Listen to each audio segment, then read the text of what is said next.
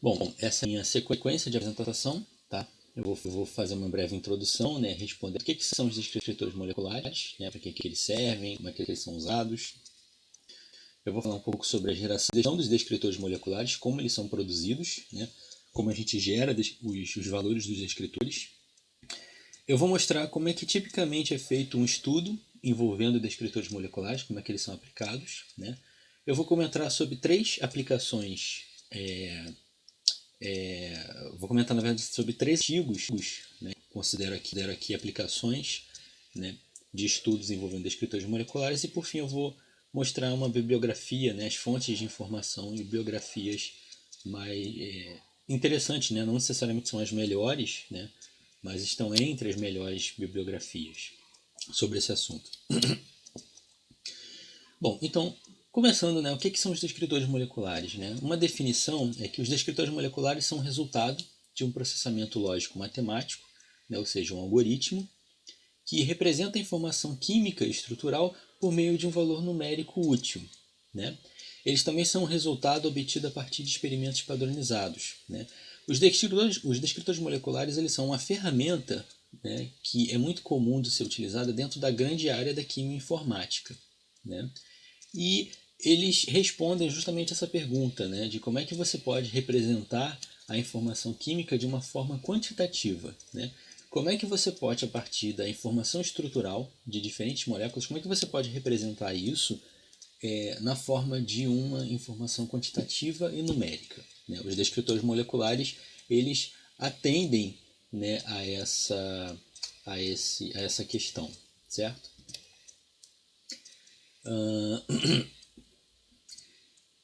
Os descritores moleculares, né, as informações químicas relevantes, né, que tipo de informação química, né, estrutural pode ser representada por números? Né? Que tipo de informação vale a pena, na realidade, ser representada numericamente? Né? Bom, para isso nós temos diversos tipos, né, de informações que podem ser representadas por um único parâmetro, por um conjunto de valores. Né? Entre elas, dados de composição e propriedades físico-químicas e biológicas. Né? Esse tipo de informação numérica pode ser representada, né, por meio de descritores moleculares. Né?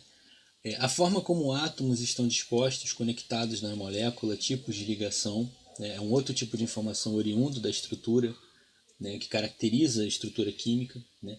Dimensões e forma geométrica, informações eletrônicas, número de pares de elétrons livres, cargas parciais, tipos e intensidade de interações, parâmetros de campo de força, tudo isso, né, são bases para se criar descritores moleculares. Tudo isso pode ser utilizado como descritores moleculares.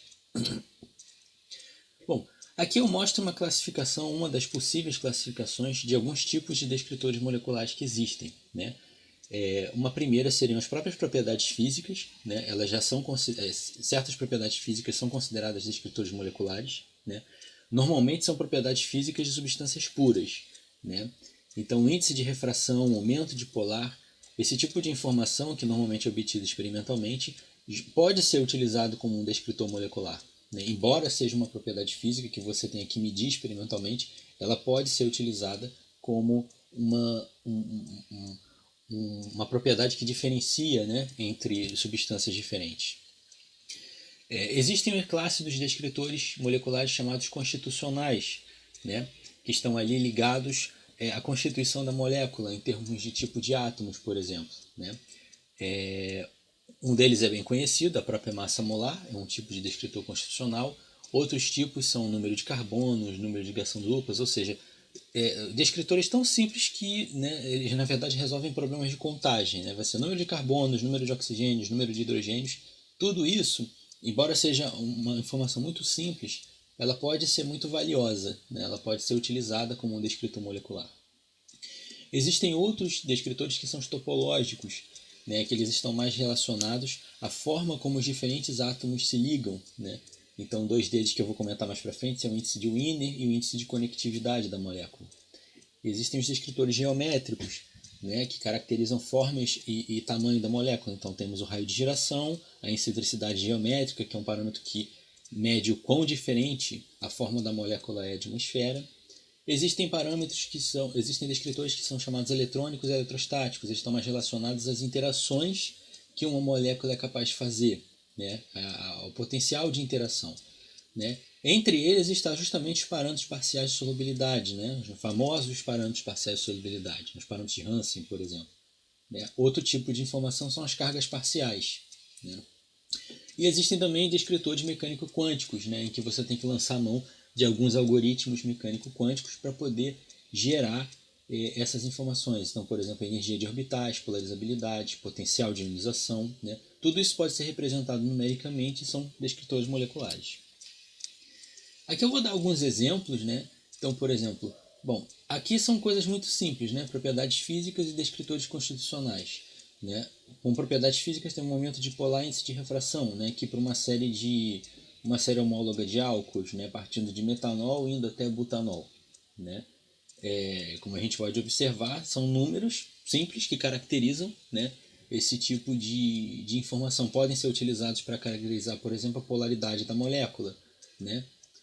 No caso aqui, a polaridade está sempre reduzindo conforme você aumenta o tamanho da cadeia. Né? Índice de refração também é uma outra propriedade que você pode eventualmente utilizar, dependendo do estudo que você está fazendo. Descritores constitucionais, massa molar, número de carbonos, né? Enfim, esses aqui são os mais simples, não vale muito a pena a gente perder muito tempo com eles. Eles são bem assim intuitivos, né? Uma coisa interessante dos descritores constitucionais, né, que eu quero chamar a atenção aqui, é que para eles serem calculados, basta você ter a forma molecular. Né? Essa é uma característica interessante dos descritores, né, que apenas com a fórmula molecular ou, em descritores mais avançados, com a estrutura molecular completa, você pode calculá-los, você não precisa necessariamente fazer experimento, né, que seria o caso dos descritores do tipo propriedades físicas. Um outro tipo de descritor, né, como eu falei, é o descritor topológico. Né? Como eu falei, eles são relacionados à forma de conexão, eles se correlacionam com a forma de conexão entre os diferentes átomos que formam a molécula, né, e os tipos de ligação. Eles são valores que refletem esse tipo de informação química. Né? E normalmente, né, eles são fisicamente, vamos dizer assim, interpretados, né, como sendo correlacionados ao tamanho, forma e grau de ramificação da estrutura molecular. Né? Então, normalmente, quanto mais ramificada for uma estrutura, maiores vão ser os índices topológicos. Né? Aqui eu estou dando 2 exemplos, existem dezenas, né, de descritores da classe topológicos. Né? E aqui é a forma como eles são calculados. Aqui no caso é o índice de Wiener. Né? Ele é um índice, essa tabela aqui mostra exatamente como a gente calcula esse valor. Né? Basicamente você numera os átomos que compõem a sua molécula, né? Dispõe elas numa matriz quadrada, né? Numa matriz simétrica. Né? E aqui, né, cada uma dessas células, né, que seria o encontro de uma linha com uma coluna, né? Então aqui, por exemplo, aqui é o carbono 1, que é esse carbono aqui. Né? E esse aqui é o carbono 3. Né? Você preenche elas com a seguinte informação. Qual é o número de ligações que separa o carbono 1 com o carbono 3? Então, o carbono 1 com o carbono 3, ele está dizendo que tem 2 ligações, certo? Ou seja, 1, 2, certo? E assim você vai preenchendo. Cada uma dessas, né, ele preenche essa matriz, ou seja, ele é chamada de matriz de conectividade. Né? Uma matriz que mostra qual seria a distância de um átomo para outro em termos de número de ligações, certo? Depois que ele preenche essa matriz, ele soma todas as linhas e todas as colunas e divide por 2, certo? E o número resultante é o que a gente chama de índice de Wiener. Né? Parece um cálculo que ele não tem um sentido muito físico, mas ele reflete justamente, né, a topologia da molécula. Né? Ele é interessante porque ele pode ser utilizado para você poder diferenciar, por exemplo, entre isômeros. Né? Se a gente for observar, todas essas moléculas aqui possuem exatamente a mesma fórmula química. Né? Mas com o índice topológico a gente já consegue fazer alguma diferenciação entre elas. Então, por exemplo, entre aqui um éter etílico e um butanol, né, ele não tem aqui uma diferença muito grande, mas entre o butanol e um sec-butanol eu já consigo fazer uma diferenciação, tá certo? A mesma coisa que vale para o índice de conectividade, que é calculado também mais ou menos de uma maneira muito semelhante, né, mas tem algumas pequenas diferenças. Né? Ele gera aqui já um valor que não é um número inteiro, para caracterizar a conectividade das moléculas. Né? Esse índice topológico ele é interessante por causa disso. Né? Entre alguns isômeros você já começa a ter alguma diferenciação, você já começa a poder diferenciar entre isômeros. Né? Somente de compostos que possuem isomeria de função, por exemplo, ou isomeria de fórmulas químicas semelhantes, né?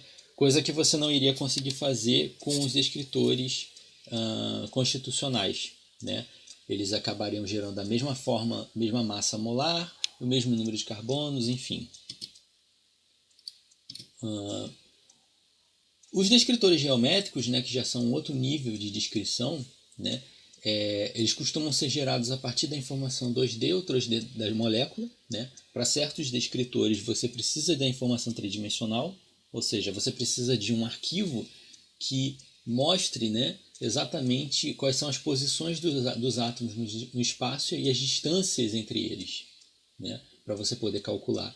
E eles também permitem aqui quase que uma completa diferenciação, mesmo entre isômeros, como a gente pode observar. Né? No caso aqui de compostos com isomeria óptica, por exemplo, né, que a gente tem sec-butanol RS, né, ele já não é um descritor adequado para poder fazer essa diferenciação. Né? Mas entre isômeros de função, por exemplo, ele já consegue fazer uma diferenciação. Né? Normalmente, os descritores geométricos correlacionam-se conforme o tamanho da molécula, né, seja espaço ocupado. Então, como exemplos, nós temos o raio de giração, né, a excentricidade geométrica e a esfericidade molecular. Ambos aqui eles são formas diferentes de calcular, mas se correlacionam com a mesma coisa, ou seja, forma da molécula, ou seja, o quão esférica a molécula é. Certo? Esse é o tipo de informação que esse tipo de descritor traz para a gente. Um exemplo agora de descritores eletrostáticos, né, e eletrônicos, né, que estão mais correlacionados à energia de interação, são os próprios parâmetros parciais de solubilidade, que eu vou falar um pouco mais para frente o que eles são. Né? Um outro exemplo é a própria polarizabilidade média, né, que mede o quão polarizável a molécula é. Né? Os parâmetros de parciais de solubilidade, já adiantando, eles medem, de certa forma, o quanto cada contribuição, né, digamos assim, o quanto cada tipo de energia de interação, né, no caso aqui de natureza dispersiva, polar e oriundas de ligações de hidrogênio, contribuem para a energia total de interação daquela molécula. Né? Supondo que a gente está criando, né, dentro desse modelo, né, que considera apenas 3 tipos de energia de interação. Né? Então, como a gente pode observar, por exemplo, o parâmetro polar, né, ele aumenta conforme aumenta a polaridade da molécula, como a gente pode observar aqui. Tá certo? Ele é um parâmetro, por exemplo, que pode ser utilizado para mapear, né, para descrever polaridade de moléculas. Né? Enfim, esses parâmetros são interessantes quando você precisa mapear, precisa de uma correlação com a energia de interação. Bom, agora eu vou falar um pouco sobre como é que a gente obtém aqueles valores, né, os meios de obtenção dos descritores moleculares.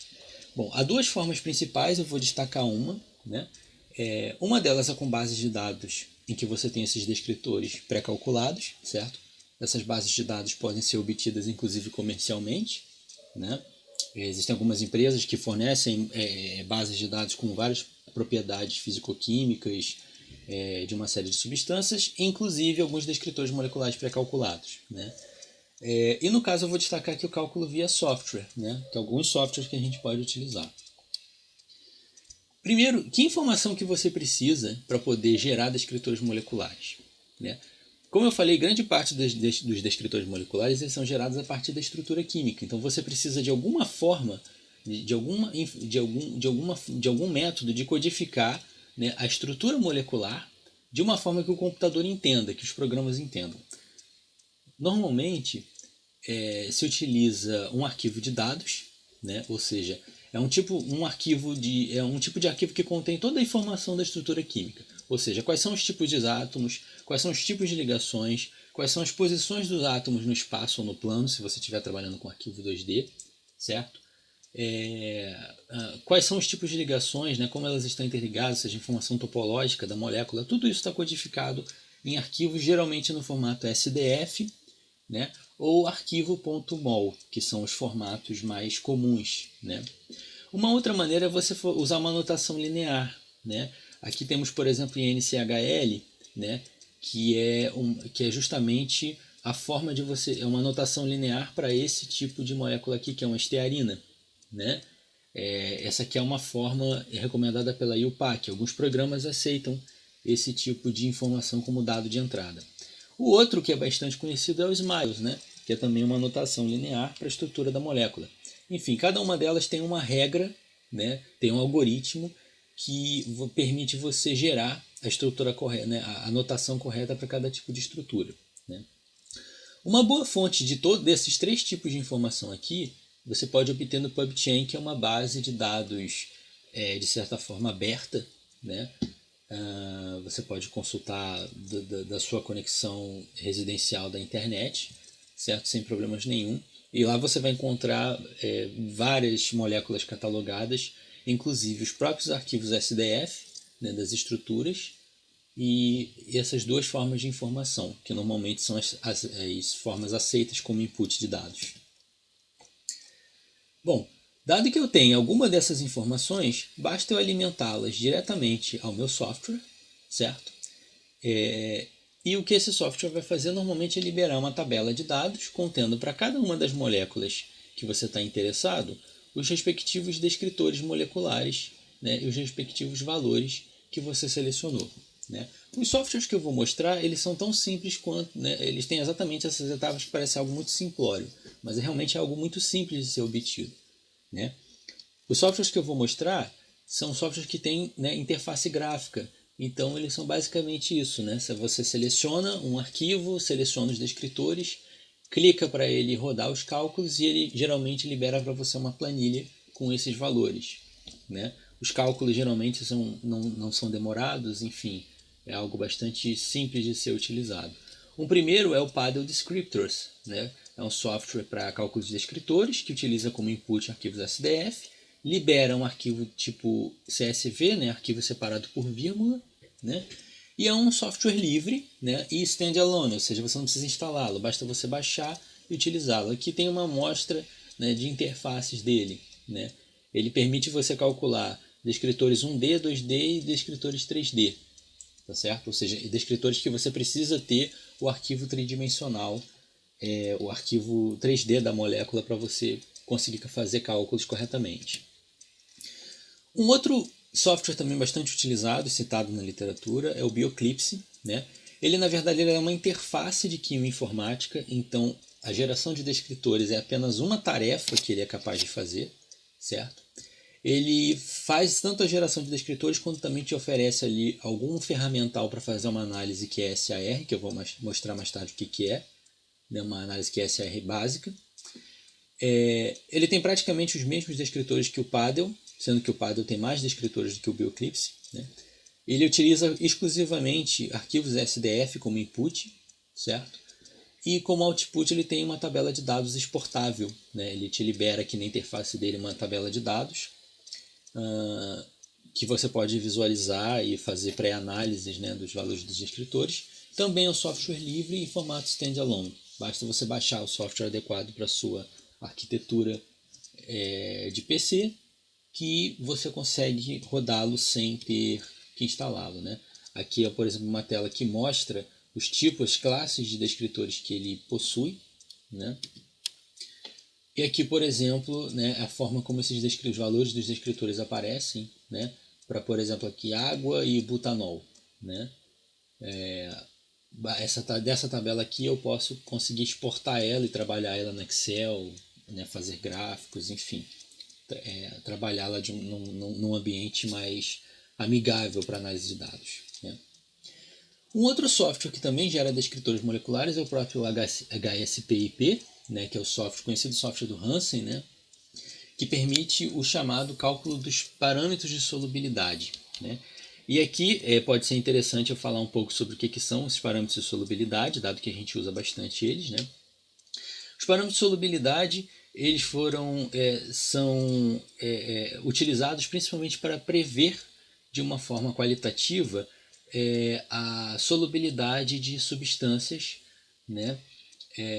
De prever a miscibilidade de substâncias umas nas outras, né? Então, geralmente substâncias com parâmetros de solubilidade semelhantes são possivelmente miscíveis umas nas outras, né? Como diz a frase, semelhante dissolve semelhante. Os parâmetros de solubilidade são um parâmetro utilizado dentro da termodinâmica, foram primeiramente propostos por Scartjas e mais tarde foi dado um tratamento matemático, né, por Hildebrand e Scott, né? E basicamente ele é um parâmetro que ele é calculado a partir da energia coesiva, né, de uma determinada substância com o estado de referência sendo estado líquido, dividido pelo seu respectivo volume molar, ou seja, na verdade a raiz quadrada disso. Isso é o que gera o parâmetro de solubilidade, né? E segundo, né, a teoria, quando moléculas diferentes têm parâmetros de solubilidade total, que a gente chama iguais, é muito provável que elas sejam miscíveis umas nas outras, ou seja, uma seja capaz de dissolver a outra, né? Essa energia coesiva, né, que entra aqui nesse cálculo nada mais é do que a própria energia de a entalpia de vaporização menos um termo RT, né? O que isso aqui na verdade contabiliza é justamente a energia de interação, né, entre as moléculas, certo? Então o que ele diz é o seguinte: se essas moléculas, digamos assim, têm uma energia de interação, um parâmetro de interação similar, elas devem interagir também umas com as outras e assim serem mutuamente solúveis, certo? Bom, os parâmetros de Hildebrand eles foram a base, né, da proposta do pesquisador chamado Charles Hansen, que propôs os parâmetros parciais de solubilidade, né?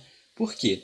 Ele observou que existiam alguns casos em que determinadas substâncias tinham até parâmetros de solubilidade total iguais, mas elas não eram solúveis. Então o que ele propôs? Ele propôs fragmentar, né, splitar esse parâmetro de solubilidade total em contribuições, né, de diferentes naturezas, né? Ou seja, ele diz o seguinte: no modelo dele, a energia de interação ela é uma contribuição de energia do tipo dispersiva, de interações do tipo dispersiva, que todos os tipos de moléculas apresentam, interações do tipo polares, que apenas moléculas com dipolo permanente apresentam, né? E interações do tipo ligação de hidrogênio, certo? E aí ele criou né, uma regra geral, seria que moléculas com parâmetros parciais similares, né, parecidas umas com as outras, é que essas sim seriam provavelmente solúveis umas nas outras, né? O que ele quis dizer é o seguinte, que moléculas poderiam até ter parâmetros totais iguais, mas os parâmetros parciais poderiam ser bem diferentes, né? A soma aqui poderia ser igual para mais, né, de um tipo de molécula, mas de uma forma, digamos, particular, né? Cada uma das contribuições poderia ser diferente, e isso caracterizaria a não solubilidade de diferentes substâncias. Uma das principais aplicações, né, dos parâmetros de Hansen, né, dentro da própria tese do Charles Hansen, era a seleção de solventes para polímeros, né, solventes que seriam capazes de solubilizar polímeros. No entanto, a própria literatura e o próprio Hansen ele propôs, né, a aplicação dos parâmetros de Hansen para uma série de outras aplicações práticas, como, por exemplo, prever a solubilidade de corantes, de aromas, substâncias de interesse na área farmacêutica, alimentícia, né, aplicação na área de tintas, enfim, diversas outras aplicações. Bom, o software do Hansen, né, eu apresentei ele aqui porque ele é extensamente utilizado pelo grupo de pesquisa lá com o FRJ. Né, tem várias teses e dissertações em que o cálculo, né, ele é proposto para algum fim, né, para alguma aplicação. Essa aqui é a tela principal da mais nova versão do software. Né? Ele é um software proprietário, ou seja, você até pode baixá-lo na internet, mas você precisa comprar uma licença. Licença essa que o nosso laboratório possui. Né? Ele aqui, como você pode ver, ele tem diversas funcionalidades. Né? Então ele te permite fazer o cálculo dos parâmetros de solubilidade parciais e total, fazer a geração de bancos de dados completos, né? Ele também te permite calcular uma série de outras propriedades físicas, né? Ele também te permite calcular alguns descritores moleculares e fazer otimização de misturas de solventes. A nova versão do software, que não me recordo agora se é que está instalada no laboratório, ela tem também tem uma interface para geração de descritores e para fazer uma análise QSAR básica, né, que é uma análise quantitativa entre descritores e propriedades, que eu vou falar mais para frente.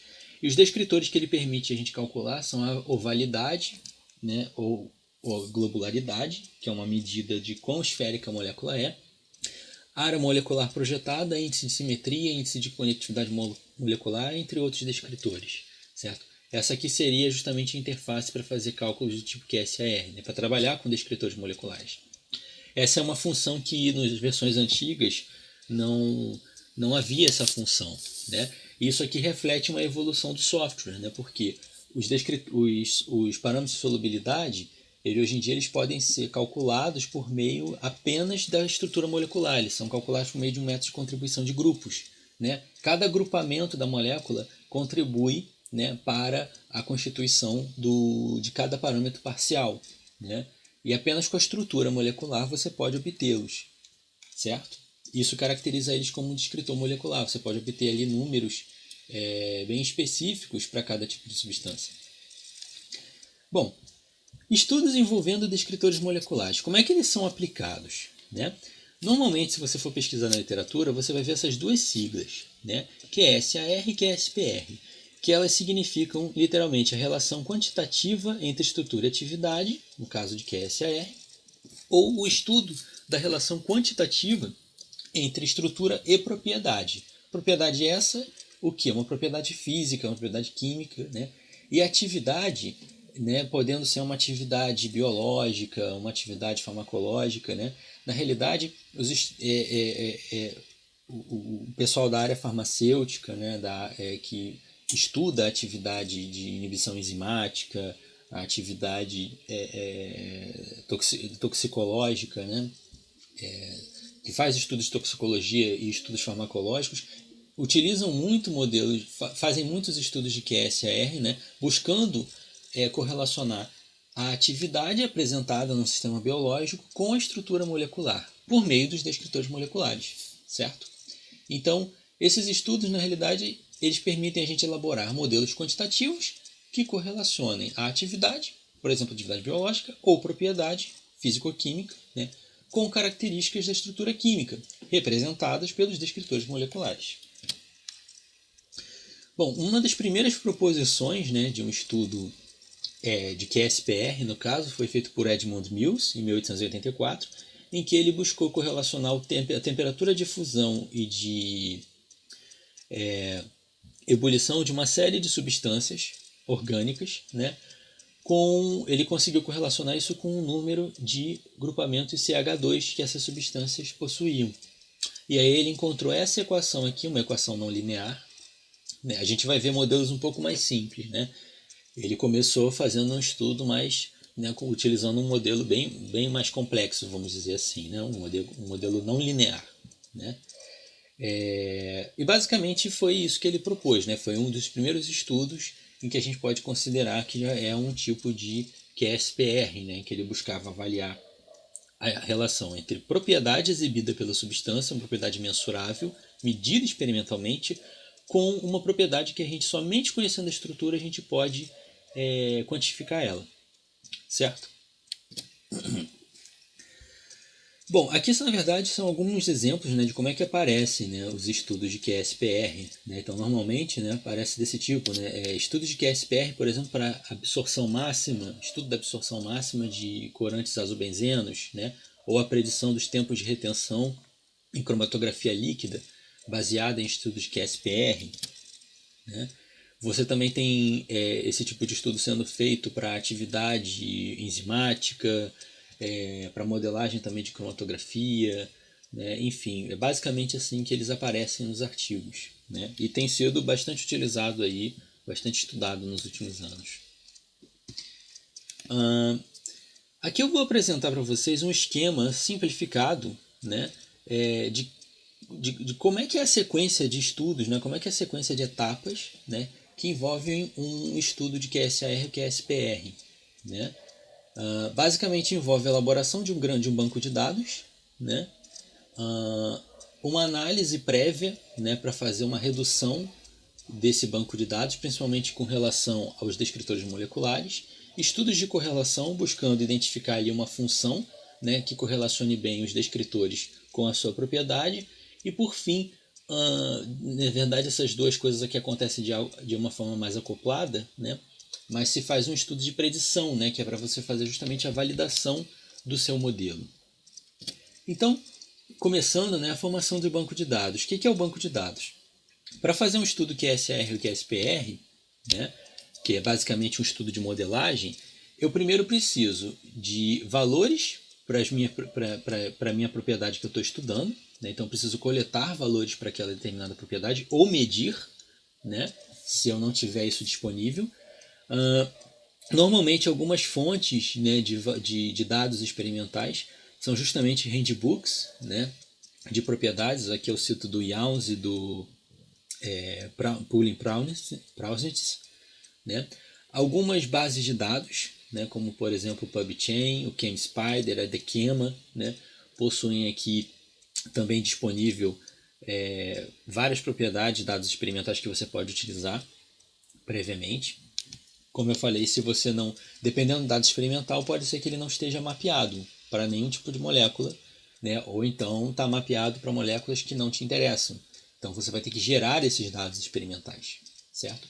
Esses dados experimentais serão justamente a resposta à propriedade que você quer correlacionar com os descritores, que você também tem que montar uma base de dados com eles, né? Para uma sequência de moléculas, né, que você está coletando na literatura, você tem que ter os respectivos descritores moleculares. Né? Uma base de dados gratuita é essa aqui, MolDB, né, que funciona no seu browser, né? Ou você vai utilizar uma base de dados, né, coletar os valores de uma base de dados pré-calculada, ou como eu falei, você vai gerar os descritores a partir de softwares, né, como eu já havia apresentado antes. Bom, basicamente a forma mais simples de você ter uma base de dados, né, para você iniciar seus estudos, né, é você ter uma grande tabela que mostra as substâncias químicas que você coletou, certo? Para cada substância química, os valores dos descritores, né, que você gerou, e aqui no caso a propriedade que você coletou na literatura, né, e que aí você quer correlacionar, né, com esses descritores. Você quer saber qual é o grupo de descritores que permite eu descrever bem o comportamento dessa variável, né, para esse grupo de moléculas, certo? É basicamente isso. Esse vai ser o seu estudo de modelagem. Esse é o objetivo desse tipo de estudo. Normalmente, o que a gente, né, nessa primeira fase, né, a gente está montando aqui o que a gente chama de um training dataset, né, ou seja, é uma base de dados de treinamento, né, para que eu possa construir um modelo, e a partir de um modelo que eu construo, eu possa depois utilizá-lo para fazer previsões, por exemplo, certo? De uma forma subsequente, a próxima etapa do estudo seria o estudo que eu chamei aqui, né, de redução do dataset. Né? É como assim, você compôs uma base e agora você vai diminuir. Né? Normalmente, quando a gente compõe uma base de dados, né, contendo vários descritores moleculares, alguns desses descritores eles podem estar muito fortemente correlacionados entre si. Né? O que isso significa?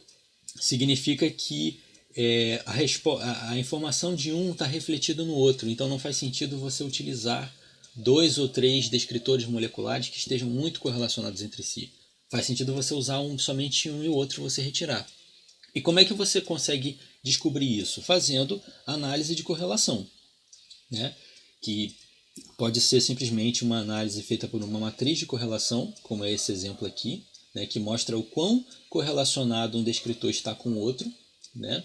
Ou por meio de análises multivariadas, uma análise PCA, que vai te permitir agrupar alguns desses descritores em novas variáveis agora reduzidas, né, variáveis agrupadas, certo? Isso tudo para evitar a sobreposição de efeitos, né?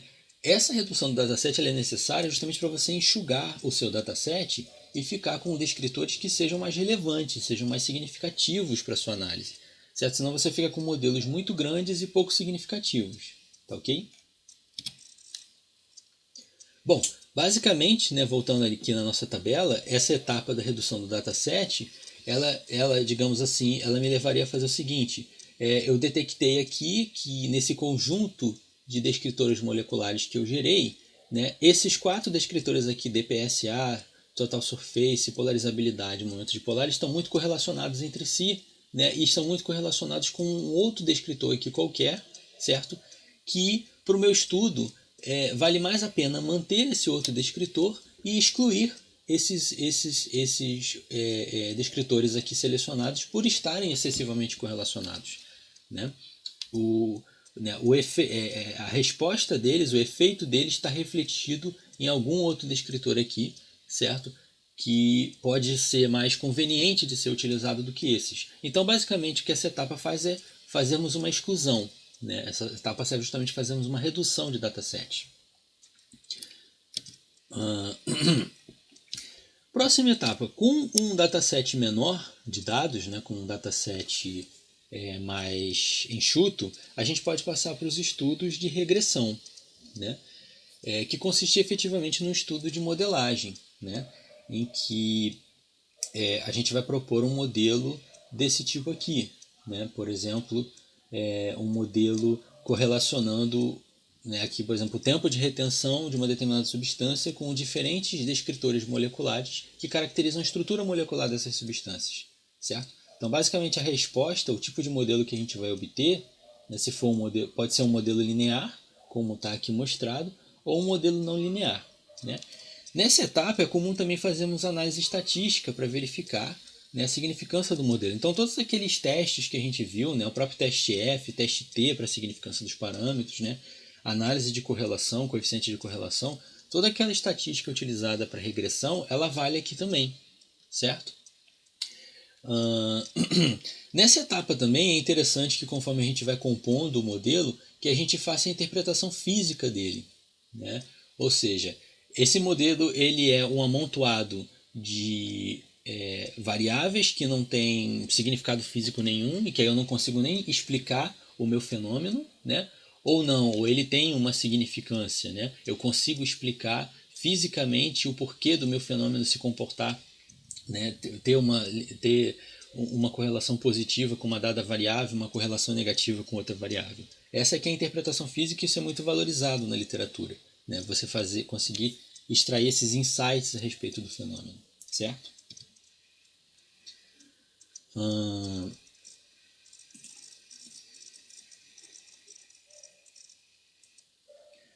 Bom, nessa parte, nesse slide aqui, o que eu quero mostrar para vocês é como é que se comporta, né? A gente, no caso aqui, tem um modelo multivariado, né? Normalmente os modelos com descritores moleculares, eles costumam, né, tendem a ser modelos multivariados, né? Ou seja, uma determinada resposta tende a ser uma função de mais de um tipo de descritor molecular, né? Então, por exemplo, no caso aqui, nesse modelo, o tempo de retenção ele é linearmente dependente da massa molar, mas tem uma correlação quadrática, né, com o parâmetro aqui polar de Hansen, né? Basicamente, esse tipo de análise também é interessante de ser feita, né? Pode ajudar bastante a você tirar alguns insights do seu modelo. Aqui é só apenas um exemplo. Foi. Bom, e por que é interessante, né, a gente fazer aquela pré-etapa da redução do dataset? Né? Se você não fizer essa análise prévia, né, para verificar quais parâmetros, quais variáveis explicativas, né, quais descritores estão muito correlacionados entre si e removê-los, você pode acabar ficando com um modelo assim gigantesco. Né?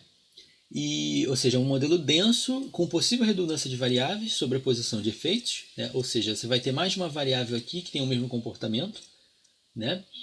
E muitas vezes os testes estatísticos podem até dizer que elas são variáveis significativas, mas poderiam ser até excluídas do modelo né, por estarem muito correlacionadas. Né?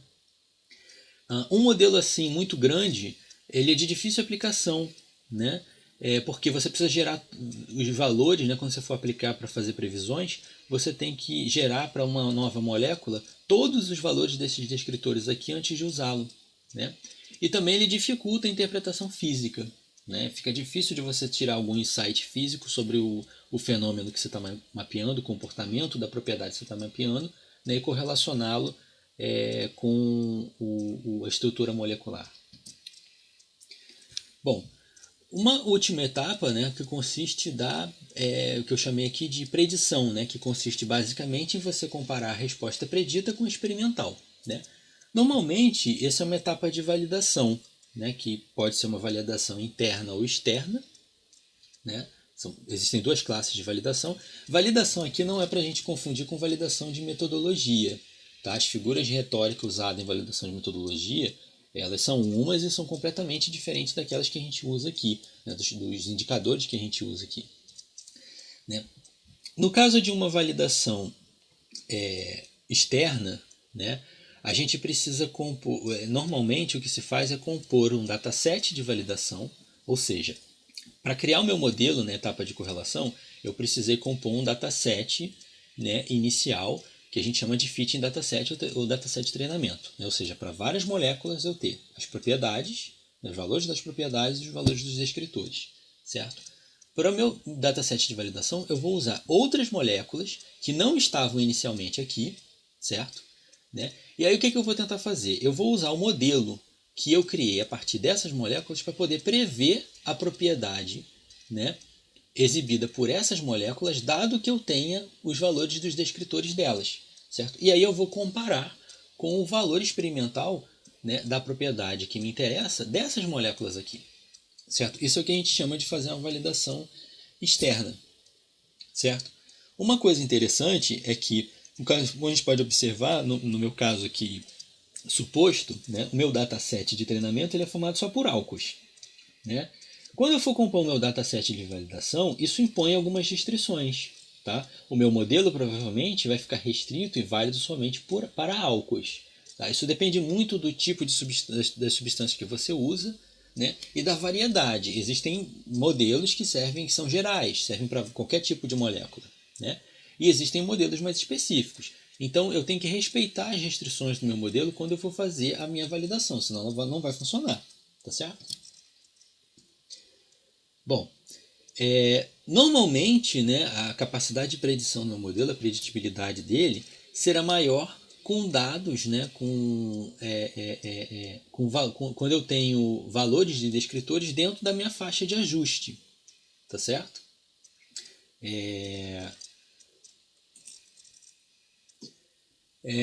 Bom, nesse gráfico aqui o que eu quero mostrar é o seguinte. Quando eu vou fazer a minha predição, né, normalmente eu tenho que utilizar dados. Né, a minha predição será tanto melhor, né, se os valores dos descritores daquelas novas moléculas que eu estou usando para fazer a minha validação externa, né, se os valores daqueles descritores estiverem dentro da minha faixa de ajuste, né, provavelmente eu vou acertar a resposta. Certo? Quando eles estão fora da faixa, eu já estou fazendo uma extrapolação. E aí eu posso ter dois casos. Né? O caso em que o meu modelo, além de ele estar muito bem ajustado, ele também captura a física do problema. Né? Então, por exemplo, o meu modelo aqui, que está representado por essa reta em azul, né, ele está bem correlacionado com o comportamento exibido por essa propriedade. Ele prevê bem o comportamento da propriedade, inclusive fora da faixa. Né? O comportamento real seria representado por essa reta aqui em verde. Então, quando eu for avaliar os meus valores preditos, eles vão estar bem próximos aqui, né, do meu valor experimental. Né? Então, eu já tenho aqui um bom poder preditivo do meu modelo, inclusive para fazer extrapolações.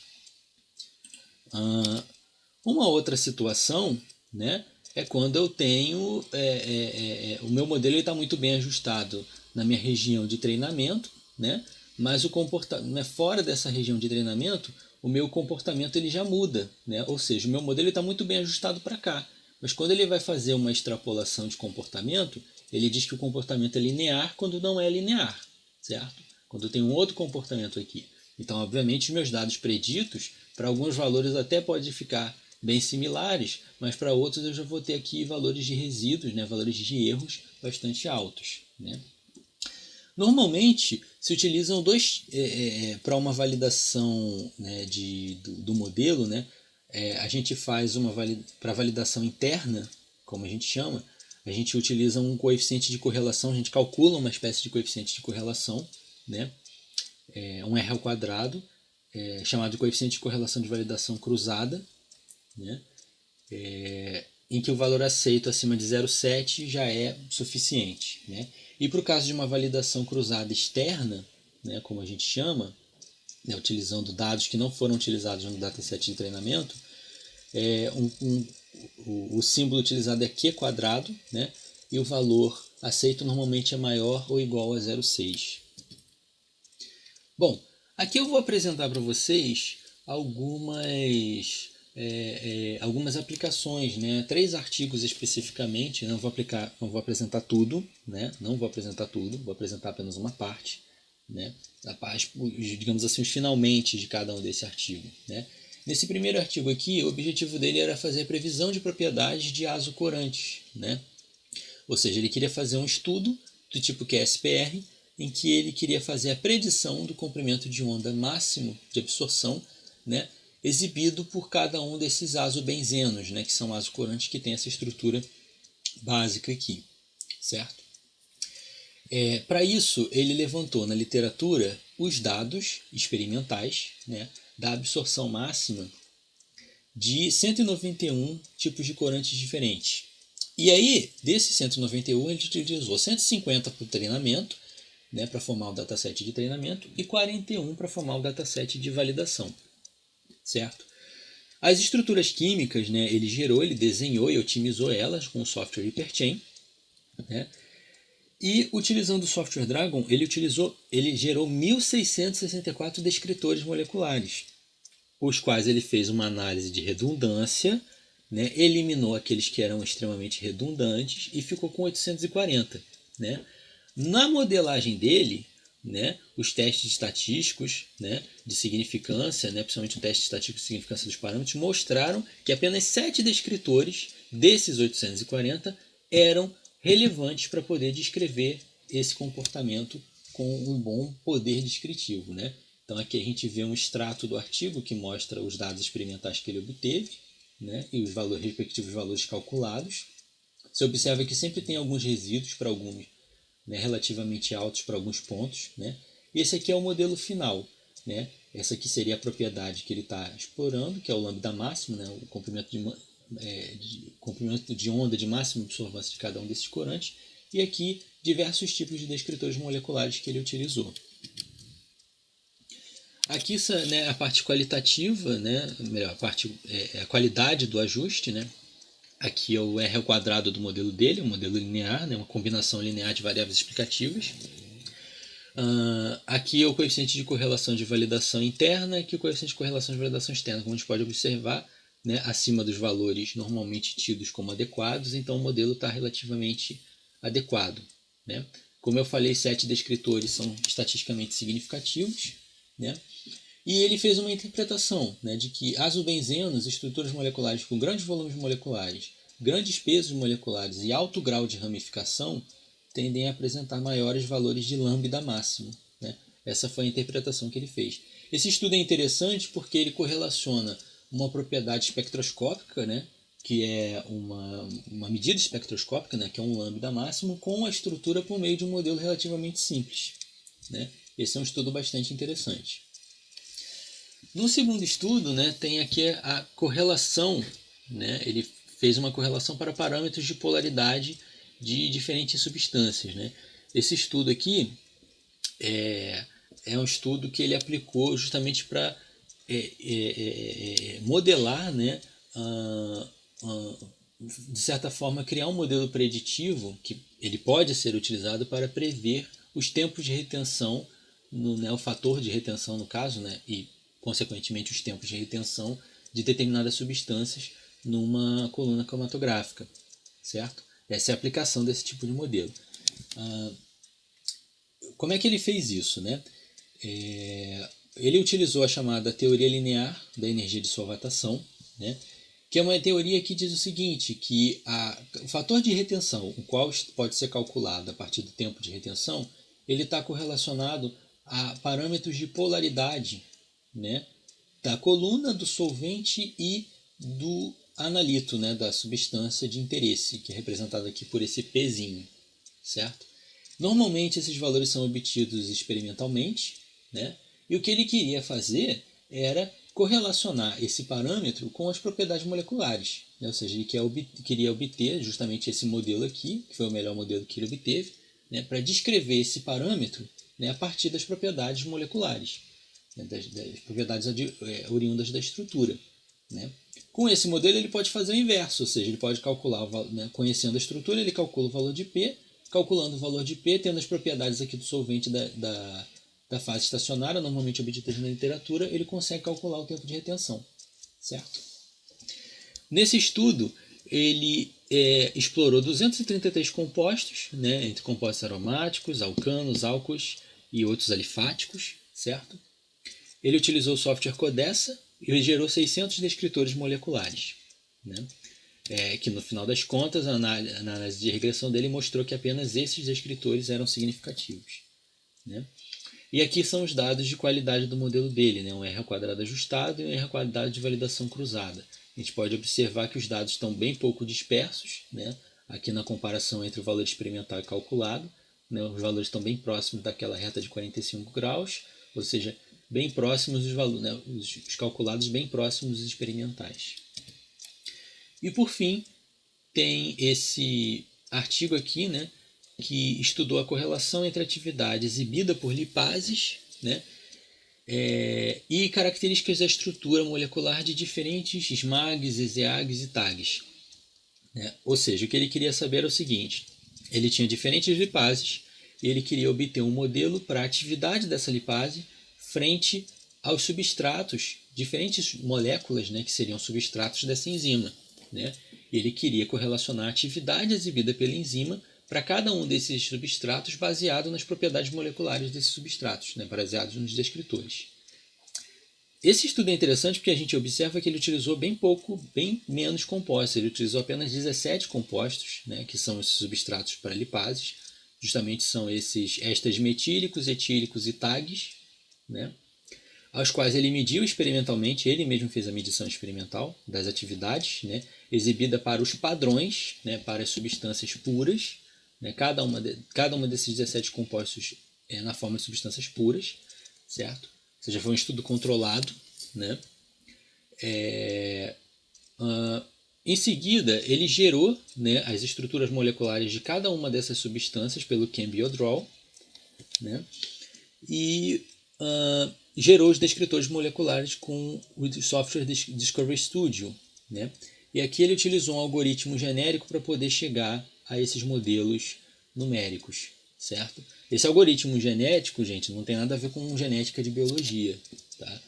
É um algoritmo, digamos assim, evolutivo, né? Ele vai testando diferentes modelos até chegar num modelo que tenha, né, os parâmetros de qualidade, os parâmetros de ajuste o melhor possível, certo? E aqui a gente observa que o modelo dele também está bem ajustado aos dados experimentais, né? Bem correlacionado. Aqui ele mostra, na verdade, a atividade, né, predita pelo modelo e a atividade experimental para aqueles compostos, né, segundo o modelo. A gente pode observar que também está tudo muito... grande parte dos valores, né, existe uma leve dispersão, sempre tem uma leve dispersão, né, mas eles seguem aqui o comportamento, né, tem uma boa concordância entre o valor experimental e calculado. E nesse estudo ele fez algo bem interessante. Depois que ele modelou o comportamento a partir das substâncias puras, ele conseguiu prever a atividade das enzimas em misturas, né? No caso, em óleos vegetais, né? A atividade lipolítica dessas lipases frente a óleos vegetais, a misturas de óleos vegetais, né? Eu não coloquei aqui os valores, mas ele obteve dados de atividade bastante parecidos, né, com os valores experimentais, registrados experimentalmente. Por fim, aqui vou apresentar algumas fontes de informação bem rapidamente, né? Uma primeira seria, né, se vocês quiserem saber mais sobre descritores moleculares, tem esse Handbook de Descritores Moleculares, que foi publicado pelo Todeschini e pela Consone. Eles são 2 pesquisadores da Universidade de Milão e Bicocca, né, em Milão, na Itália. Né. Esse aqui é o site do grupo deles, né, e essa é uma referência bastante interessante, né, nessa área de descritores moleculares e de química informática em geral. Eles também mantêm um site, né, com uma série de recursos livres que você pode consultar entre softwares, livros, artigos. Como não poderia deixar de falar, né, temos também o livro, né, e o material do Hansen, né, o livro do Hansen, que mostra toda a teoria de Hansen, né, toda a teoria por trás dos parâmetros de solubilidade. Né. O Hansen é esse senhorzinho aqui, né, e aqui eu também destaco o professor Yamamoto e Steven Abbott, né, que também eles ajudaram, né, na criação do software do HSPIP, né, e na continuidade da aplicação dos parâmetros de Hansen. Esse aqui seria o site, né, em que você consegue baixar o software e obter algumas informações a respeito do software, né, de funcionamento, de aplicação. Existe esse site aqui também, que o grupo do Hansen mantém, né, um nome esquisito, pirica.com, né. Ele é um site bem assim open, né, então eles colocam aqui todos os novos desenvolvimentos, né, o que tem mudado entre as diferentes versões e as diferentes aplicações dos parâmetros de solubilidade. Né, inclusive a forma como eles são calculados, as correlações, né, que são feitas para o cálculo dos parâmetros de solubilidade. Por fim, tem esse handbook de química informática, também bastante interessante, ele é genérico, né, então os descritores moleculares estão aqui como um capítulo, né, é o Handbook of Chemical Informatics do Johann Gastiger. Essas aqui são as minhas referências. E é isso, gente. Muito obrigado pela atenção. Se vocês tiverem perguntas, fiquem à vontade.